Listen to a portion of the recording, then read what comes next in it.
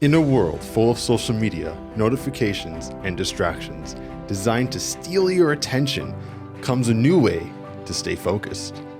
The most successful people have a system to stay locked in on what matters.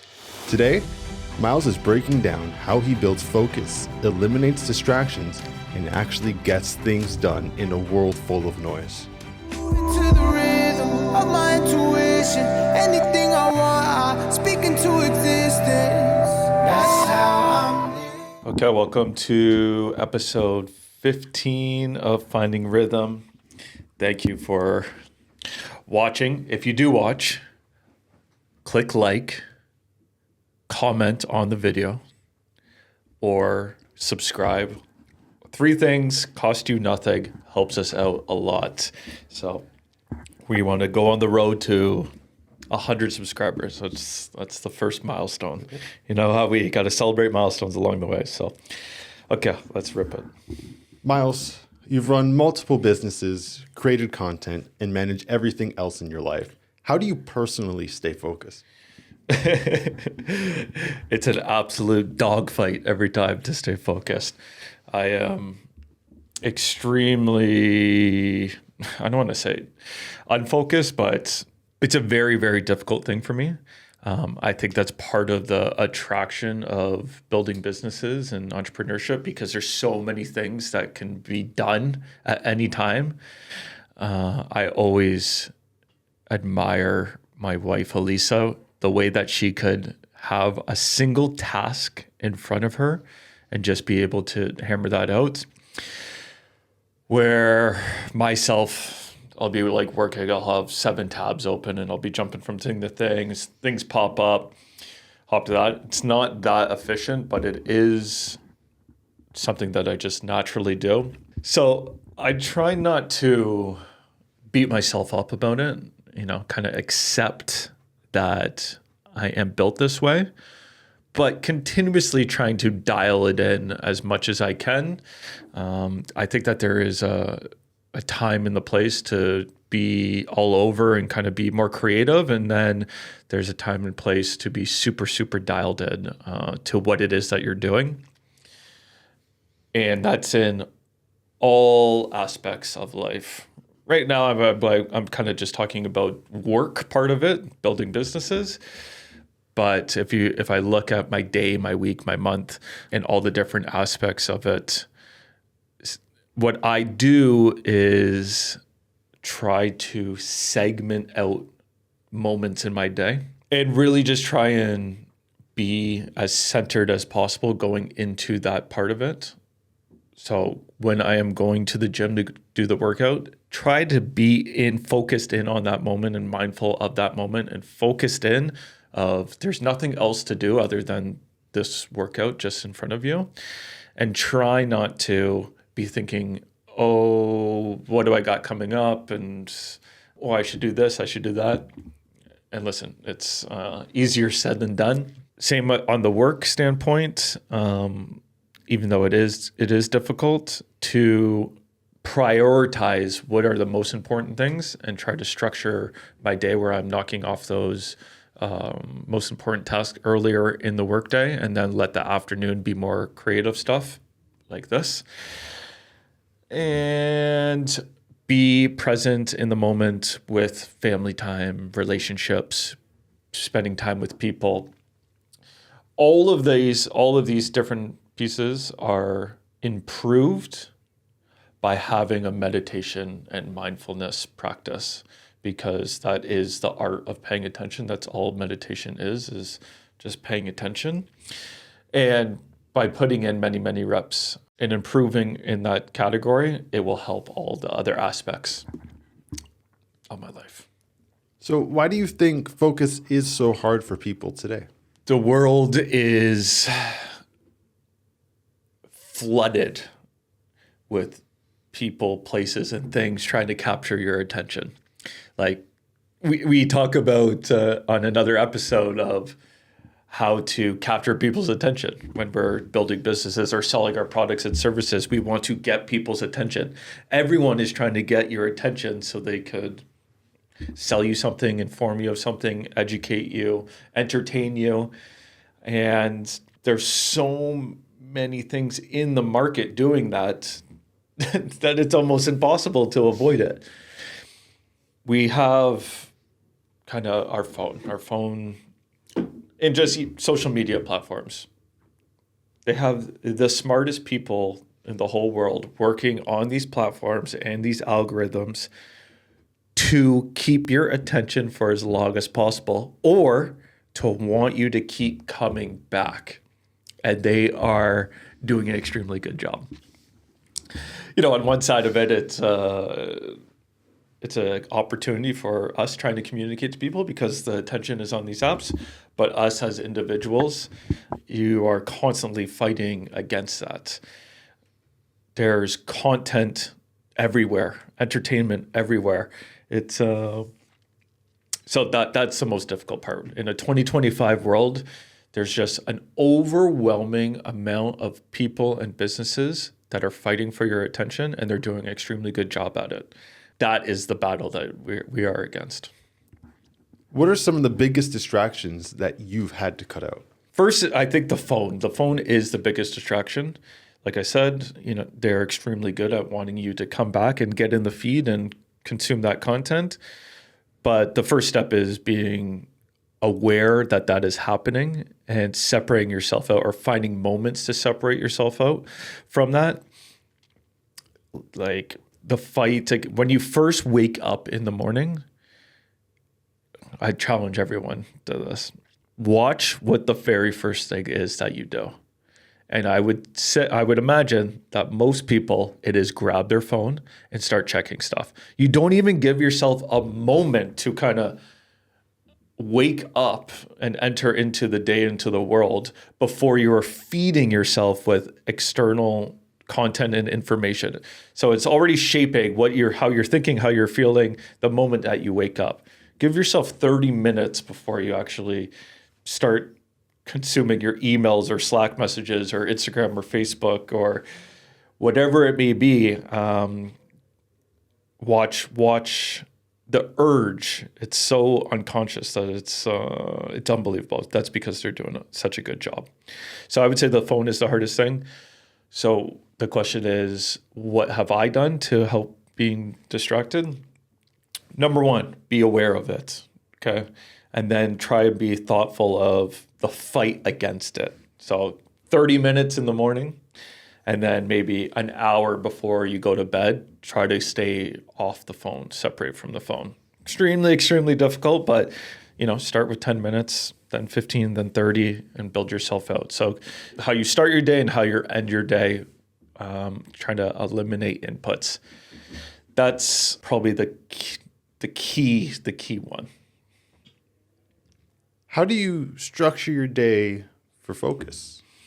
So I want to structure my day back to those 4 foundational things that I always talk about. It's going to be mind and body and business and relationships, and structure my day where there's pockets of those throughout the day. In the morning is more of a mindful thing, go find some quiet time, do some breath work and do some meditation. Then it's either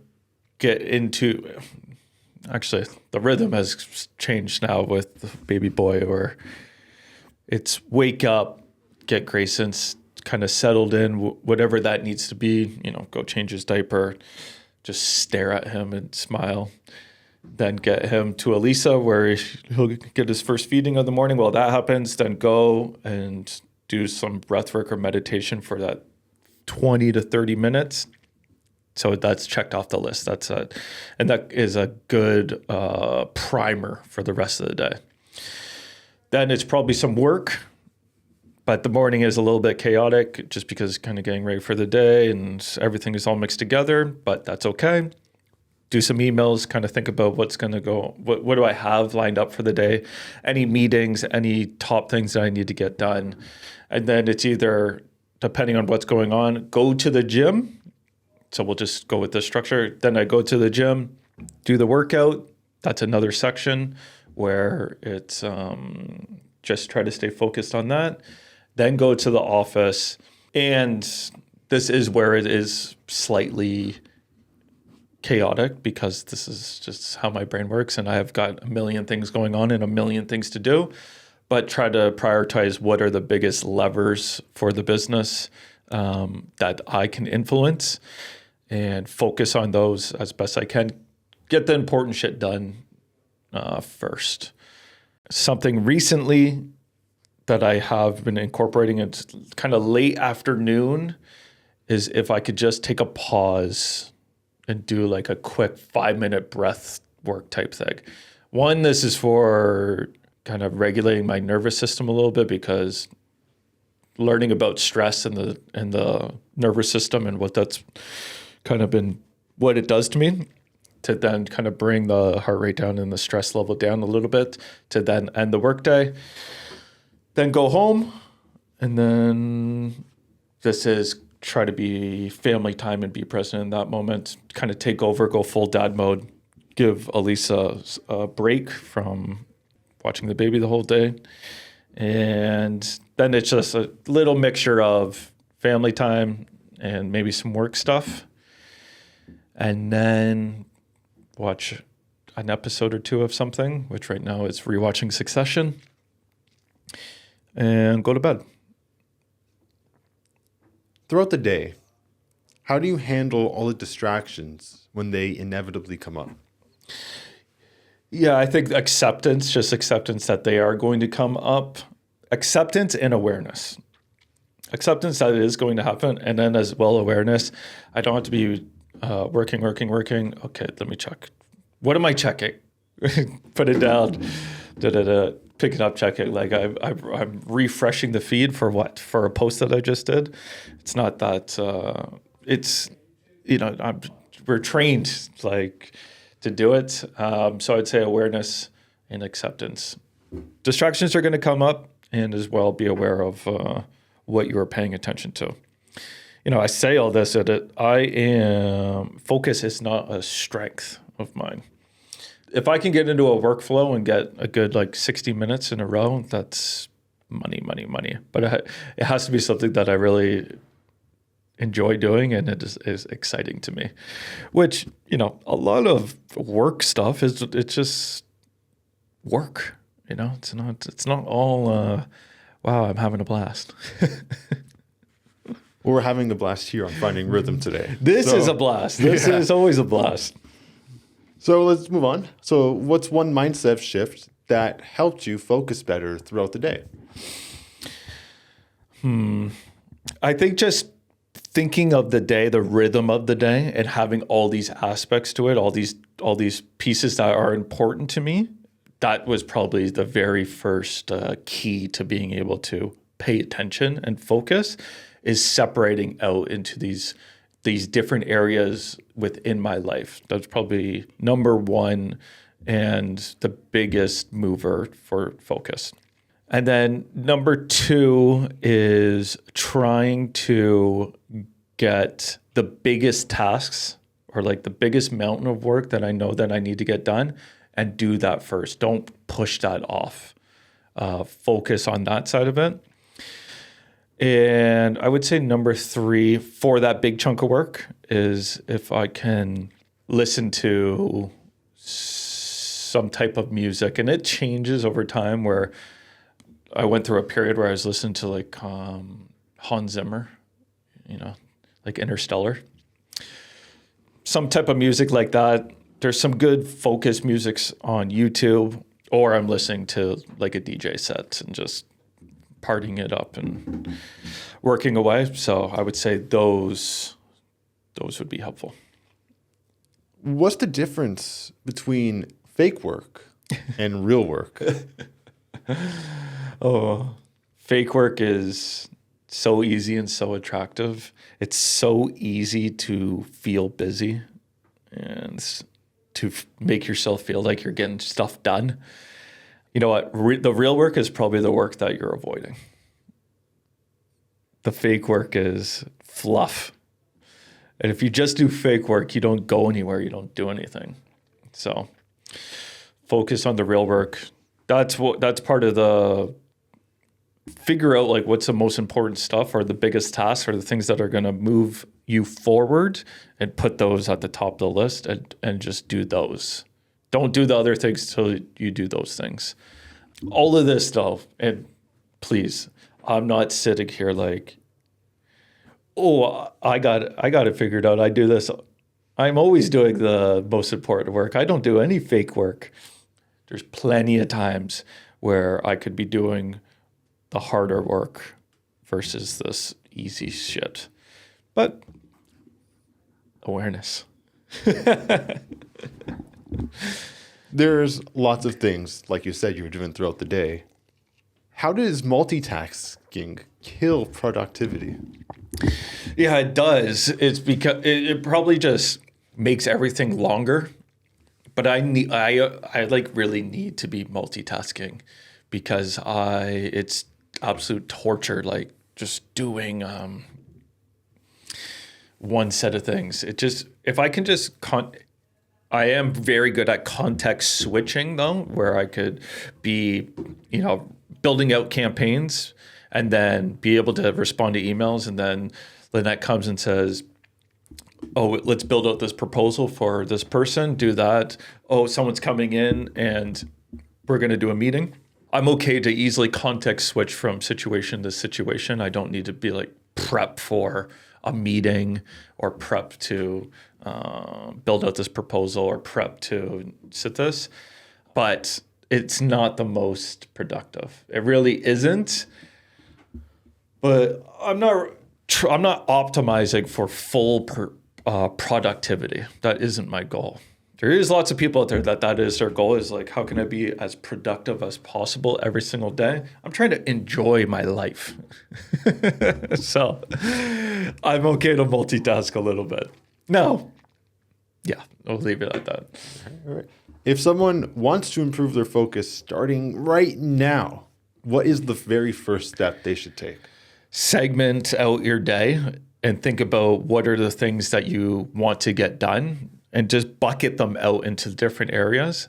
A super helpful thing that I did was I just framed my day out as morning, afternoon, evening, just 3 areas. Because there's lots of hours within that. And I want to generally get this stuff done in the morning. Some meditation, mindfulness, workout, family time, answer emails. Big chunk to get those pieces done. It's not structured strictly as, 6 a.m. I'm doing this, 7 a.m. I'm doing this, 9 a.m. I'm doing this. So it gives you a little more leeway, a little more place to work with. And then afternoon, I want to do like sales and creative work, but there's a big chunk of time. And then evening, maybe research, brainstorming, family time, sectioned out into that. So that was super helpful for me. So I would encourage do that. But just think about what it is, you as an individual, what do you care about? What do you want to get done? How do you want to design your life and day? And bucket it out that way to find your rhythm. You know what we need to do next? Call to action. What's the biggest distraction in your life right now? Drop a comment and let's talk about it. And we'll see you all next time.